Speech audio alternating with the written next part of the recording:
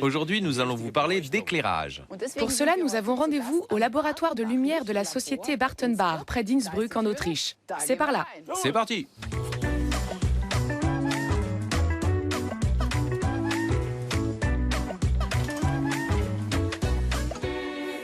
La féerie de lumière à ma droite annonce le programme.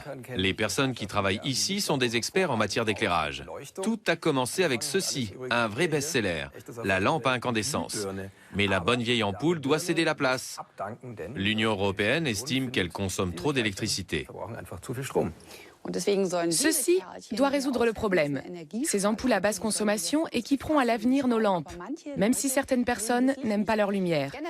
Les problèmes d'éclairage sont d'ailleurs un sujet très sérieux. Une mauvaise lumière peut même nous rendre malades. La famille Pfeiffer à Munich a donc décidé de confier l'éclairage de sa maison à des professionnels.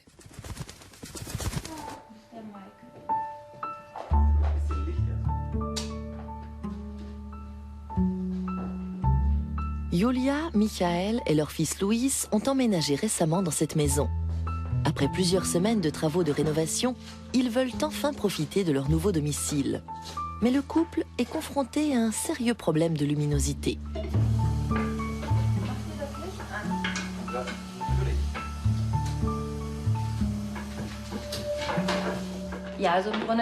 Quand je passe la journée à l'intérieur, je me rends bien compte que notre maison manque de lumière. Même quand il y a du soleil comme aujourd'hui, je suis obligée d'allumer des lampes. Nous profitons assez peu de cet espace central parce qu'il est trop sombre. Nous avons essayé de compenser le manque de lumière en mettant un tapis clair. Aussi pour rendre cet espace plus convivial. Mais vu le manque de lumière, on a tendance à éviter cette pièce. Pour résoudre leur problème d'éclairage, le couple a fait appel à Walter et Michael Bamberger. Les deux concepteurs éclairagistes ne disposent que de 2 jours pour faire entrer la lumière dans cette maison un peu sombre. De plus, Julia et Michael veulent limiter le budget à 2000 €. Un vrai défi. La visite commence au salon, éclairé simplement par un plafonnier. Aucun doute, il y a de quoi faire ici pour les deux spécialistes. N'importe quel espace peut être éclairé correctement. Même une grotte peut bénéficier d'un éclairage correct. L'objectif est donc de créer une bonne lumière. Ensuite, les moyens pour arriver à ce résultat sont aussi nombreux et divers que les pièces à éclairer. Deuxième étape, la cuisine. Là aussi, nous avons peu de lumière naturelle, à cause du mur devant la fenêtre. Le plan de travail est plutôt sombre. Un séjour prolongé dans un espace aussi sombre peut avoir des répercussions sur l'humeur.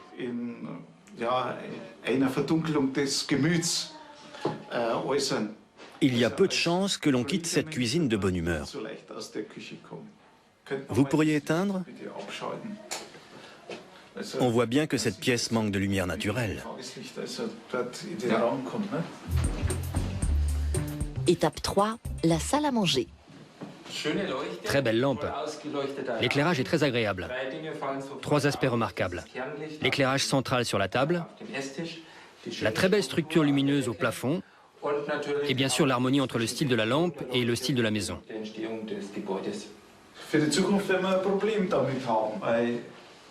On risque d'avoir un problème ici, à cause du type d'ampoule dans cette lampe. Ces ampoules à culot seront progressivement retirées du marché, comme le prévoit la directive européenne. En achetant la lampe, on n'a pas vraiment réfléchi à l'avenir de ces ampoules dans le commerce. Je suis curieuse de voir ce que vous allez nous proposer. Laissez-vous surprendre. Dès le lendemain, les concepteurs d'éclairage se mettent au travail. Walter et Michael Bamberger veulent mettre un terme à la grisaille dans la maison des Pfeiffer en y créant un jeu d'ombre et de lumière.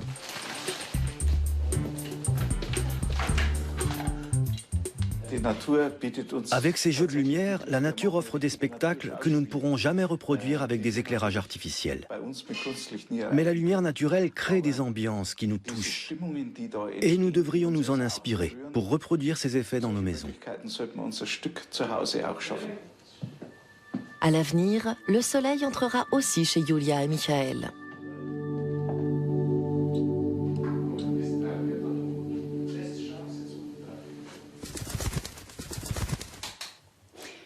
Plus de soleil pour la famille Pfeiffer, c'est une bonne nouvelle.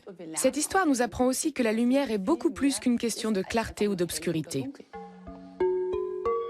Vous vous rappelez peut-être vos cours de physique. La lumière n'est en effet pas simplement blanche. Markus Kanatzai est psychologue de la perception au laboratoire de lumière. Il va nous montrer les secrets de la lumière à l'aide de cette baguette magique. Cela n'a rien de magique. Il s'agit d'un prisme comme celui utilisé par Newton il y a 3 siècles pour séparer les couleurs du spectre lumineux. Je vais vous montrer. Attention, magie! On voit bien que le ray de lumière blanche qui arrive ici est décomposé en différentes couleurs, ou composants spectraux. La lumière blanche contient toutes les couleurs de l'arc-en-ciel. La lumière blanche est donc en réalité colorée. Ce n'est pas la lumière elle-même qui est colorée. C'est un débat très compliqué, une dispute de méthode qui a divisé des gens comme Newton et Goethe. La question qu'ils se sont posée est, c'est quoi au juste la couleur? Un aspect de la lumière ou une simple construction mentale créée par notre cerveau? Le résultat d'un effet nerveux produit par la lumière? C'est la question de la poule et de l'œuf. La lumière est-elle colorée ou est-ce l'œil qui la colore? Le cerveau plutôt, oui. La lumière à ondes longues est perçue comme une lumière chaude et la lumière à ondes courtes est perçue comme froide. Mais comme au plus profond de notre être, nous sommes tous des hommes des cavernes, nous percevons la lumière d'une ampoule incandescente comme une sorte de feu de camp.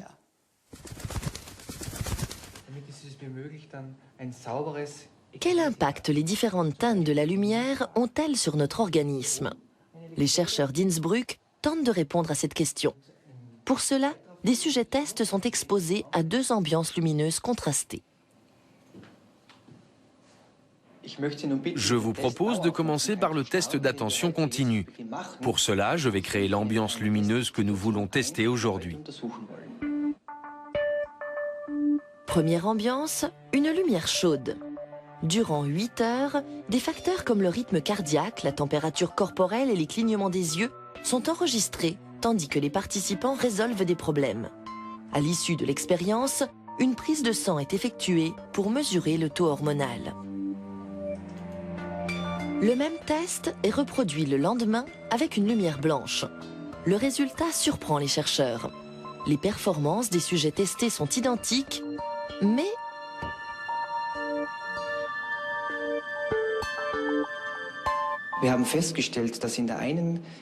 Nous avons constaté que sous l'effet d'une lumière rouge, l'organisme sécrète sensiblement plus de mélatonine, l'hormone du sommeil, que sous l'effet de la lumière blanche. Cela pourrait signifier que les mécanismes réparateurs se déclenchent normalement avec la lumière rouge, mais pas avec la lumière blanche. les mécanismes réparateurs déclenchés par la mélatonine, l'hormone du sommeil, sont essentiels pour la régénération des fonctions vitales. Des récepteurs situés sur la rétine permettent de régler l'horloge interne. Ils évaluent le spectre de la lumière et déclenchent la sécrétion de l'hormone du sommeil. Plus la lumière est teintée de rouge, plus la sécrétion de mélatonine est importante. Donc, l'exposition à un éclairage aux teintes chaudes, en fin de journée, aura un effet similaire à celui observé en laboratoire. L'organisme sera bien préparé au sommeil. Dans la maison de Yulia et Michael, les concepteurs éclairagistes misent sur l'utilisation de différentes lumières. Au lieu d'un éclairage uniforme, le salon bénéficiera de plusieurs sources de lumière, dont une lampe halogène. Les ambiances lumineuses créent un cadre émotionnel. En fonction du moment, j'ai besoin d'une lumière agréable, accueillante. Je peux avoir besoin d'une lumière pour lire, ou d'un éclairage plus général. Cette lampe peut répondre à tous ces critères avec ses 2 réflecteurs réglables. Mais en journée, nous devons compenser le manque de lumière du jour en faisant entrer un peu de soleil. Pour cela, 2 projecteurs halogènes dirigés vers le haut inondent la pièce d'une lumière blanche.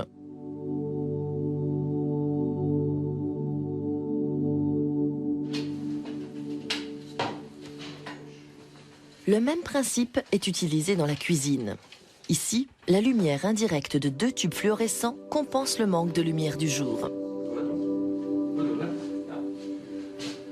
C'est pas mal. Le plafond réfléchit bien. La diffusion est uniforme.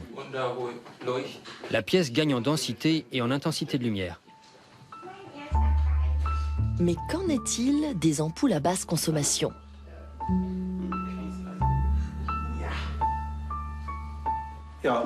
Je peux utiliser les ampoules basse consommation, comme ici par exemple. Ce plafonnier apporte une lumière diffuse dans la pièce. Peu importe dans ce cas quel genre d'ampoule se trouve à l'intérieur. La salle à manger, par contre, a besoin d'une lumière dirigée et chaude, comparable à celle d'une ampoule classique. Ici, une ampoule économique créerait une ambiance fade et sans relief.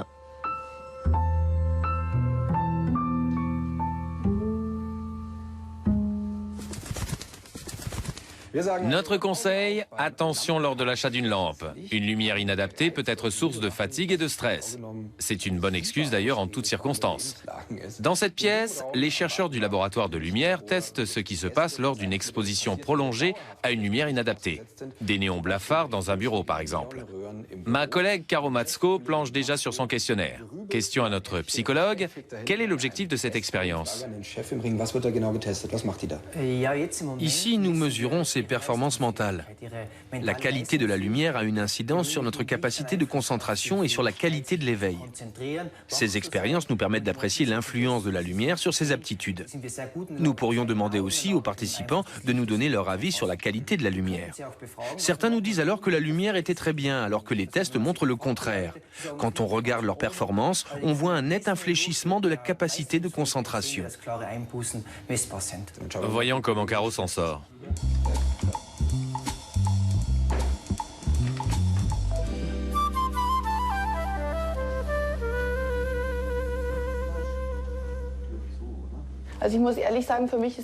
Franchement, pour moi, cette lumière est une torture.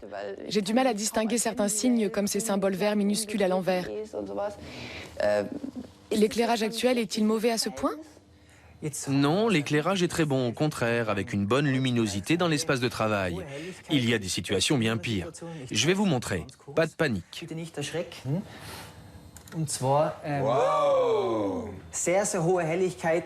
Une lumière agressive dirigée sur les murs et autour du poste de travail et peu de lumière directe sur le bureau. Nos résultats montrent que ces conditions provoquent une baisse de la tension. J'imagine très bien. On entend souvent dire qu'une mauvaise lumière peut rendre malade. Est-ce vrai? Tout à fait. Des études à long terme menées aux États-Unis en particulier ont montré que les risques de développer certaines formes de cancer, le cancer du sein chez la femme par exemple, augmentent sensiblement après plusieurs années de travail de nuit. Autrement dit, quand on perturbe l'horloge interne qui rythme nos fonctions vitales sous l'effet de la lumière, c'est tout le système qui est perturbé. À long terme, cela provoque l'apparition de maladies. Je n'ai pas prévu de conseils en éclairage dans mon budget familial, comme la plupart des gens, j'imagine. Qu'est-ce que je peux faire moi-même? C'est quoi une bonne lumière? Nos études menées sur plusieurs décennies montrent l'importance d'un équilibre entre la luminosité dans l'espace de travail et l'éclairage plus général. Le rapport conseillé est de 1 pour 3. Cela veut dire que la luminosité dans l'espace de travail devrait être 3 fois plus importante que l'éclairage d'ambiance. Qu'en est-il de l'espace de travail de la famille Pfeiffer? Ah oui, nous avons un vrai problème ici, je crois. Votre écran est placé devant la fenêtre avec une luminosité importante aujourd'hui en particulier. Du coup, l'écran paraît très sombre. Les contrastes sont écrasés. Le seul moyen d'y remédier, à mon avis, c'est de tourner le plan de travail pour qu'il soit face au mur. Aussitôt dit, aussitôt fait. Mais avant, il faut raccourcir le plan de travail.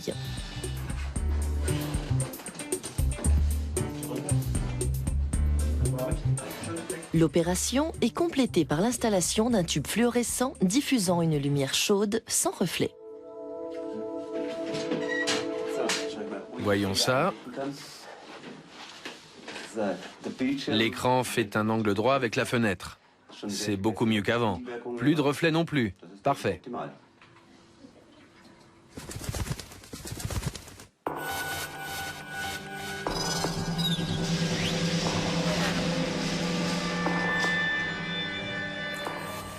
Les conditions d'éclairage sont parfaites dans cette pièce. Le plafond lumineux permet de simuler différentes ambiances naturelles et la pièce est assez grande pour recevoir une maquette de maison ou nous deux. Des maquettes de présentateurs? Des prototypes plutôt.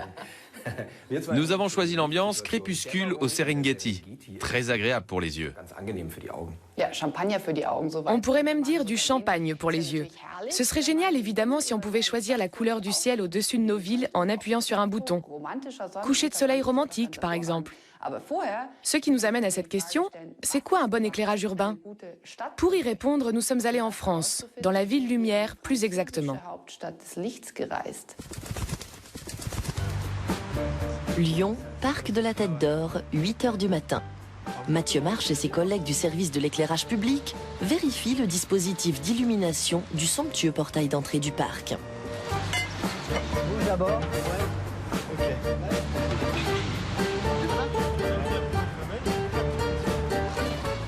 Lyon se part pour la nuit.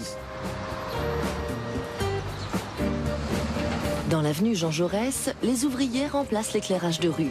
Un investissement rentable pour la ville. Les réflecteurs modernes consomment 3 fois moins d'électricité que les anciens. Mais éclairer une ville ne s'improvise pas. Cela fait 20 ans que des concepteurs éclairagistes créent des habits de lumière pour la capitale des Gaules. Le cinéma ou le théâtre sont les métiers d'origine de la lumière.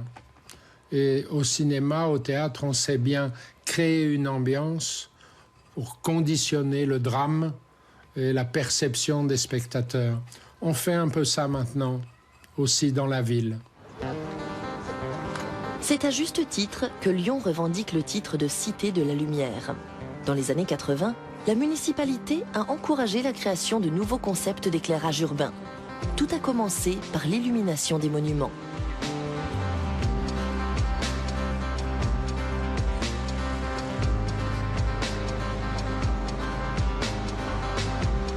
Mais la mise en scène nocturne des symboles de Lyon n'était qu'un premier pas. Aujourd'hui, c'est toute la ville qui s'illumine à la tombée de la nuit. La lumière artificielle reflète le rythme de la cité. Elle crée des paysages urbains avec ses jeux subtils d'ombre et de lumière. Les nouvelles technologies permettent d'allier féerie lumineuse et économie d'énergie. Exemple, l'architecture lumineuse mettant en valeur le portail du parc de la Tête d'Or. Des cordons de diodes électroluminescentes font ressortir les détails de la structure en fer forgé. On a utilisé la LED parce qu'elle nous permet de réduire la consommation électrique et surtout qu'elle nous permettait de changer l'image nocturne de la grille, d'illuminer la grille non pas comme un décor de théâtre, mais de l'illuminer comme si la lumière venait de l'intérieur de la grille. L'utilisation de LED inaugure une nouvelle époque. Les diodes électroluminescentes n'ont besoin ni de fils à incandescence, ni de gaz. La lumière est créée ici par le flux des électrons à travers un semi-conducteur. En traversant la puce électronique, ils libèrent leur énergie sous forme d'étincelles. Ce procédé rend les LED 10 fois plus performants que les ampoules classiques. Optimiser l'éclairage public est l'objectif du projet pilote Cours du Docteur Long. Dans ce quartier, la chaussée, les trottoirs et les arbres sont éclairés par des sources lumineuses indépendantes qui peuvent être allumées ou éteintes selon les besoins. Les arbres ne sont éclairés que quand ils ont des feuilles. Quant à l'éclairage des trottoirs, il est coupé après minuit.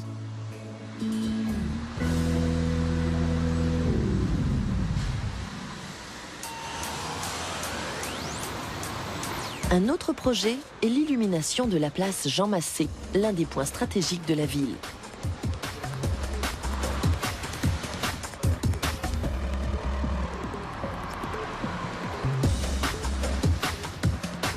Jérôme Donat a transformé le désert de béton en un spectacle lumineux. Sur l'espace, il y a tous les types de lumière colorées qu'on peut trouver, le monochrome bleu, puis le monochrome rouge, le monochrome vert, qui sont en fait la trichromie. On a utilisé la trichromie pour faire la synthèse additive des couleurs et mélanger l'ensemble des couleurs pour arriver même jusqu'à la lumière blanche. Jérôme Donat et ses collègues sont fiers de leur réalisation. Un des moments phares de l'année est la fête des Lumières, début décembre. À ne manquer sous aucun prétexte. Ce mur anonyme, rue de l'Annonciade, fera partie des attractions, mais impossible d'en savoir plus.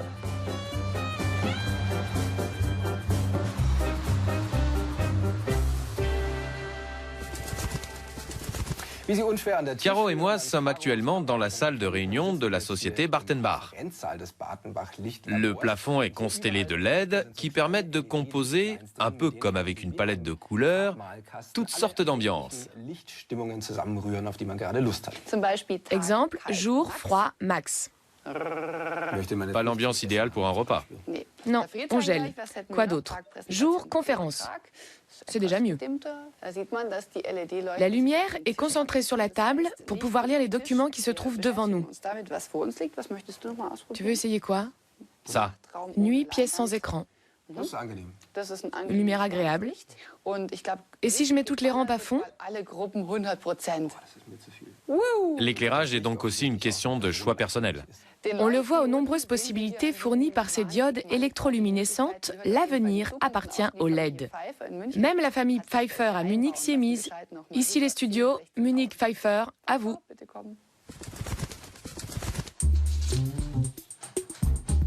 Fini la grisaille. La famille Pfeiffer découvre les joies de la lumière.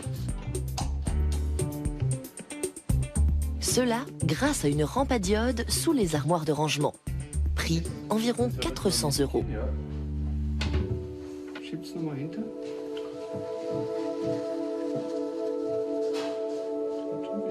Des LED éclairent aussi la salle à manger.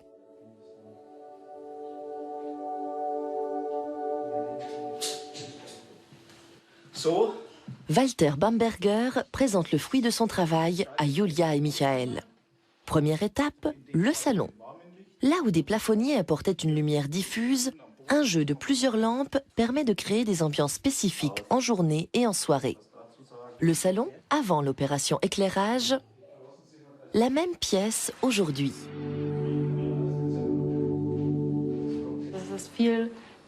C'est plus accueillant. On peut jouer sur les effets de lumière, baisser l'intensité ou créer des ambiances en fonction de l'humeur du moment. Je trouve que c'est très réussi. Deuxième étape, la cuisine. C'est le plafond qui reflète la lumière. Là où une ampoule économique apportait une lumière spartiate, le soleil se lève.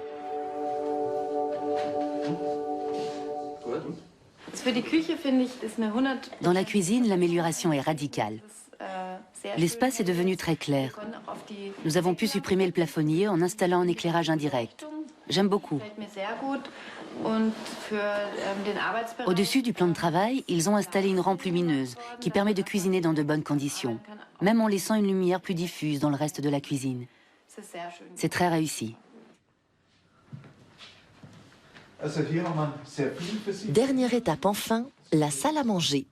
Julia et Michael sont surpris par la nouvelle réglette lumineuse, mais pas convaincus. Je trouve que l'ancienne lampe correspondait mieux au style de la maison. C'est un peu dommage de la supprimer.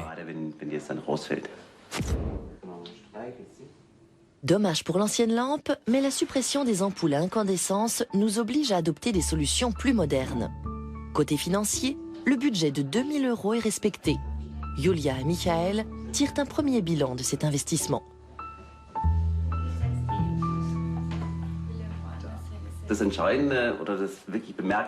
Un constat important pour moi, c'est que toutes les pièces sont devenues très accueillantes.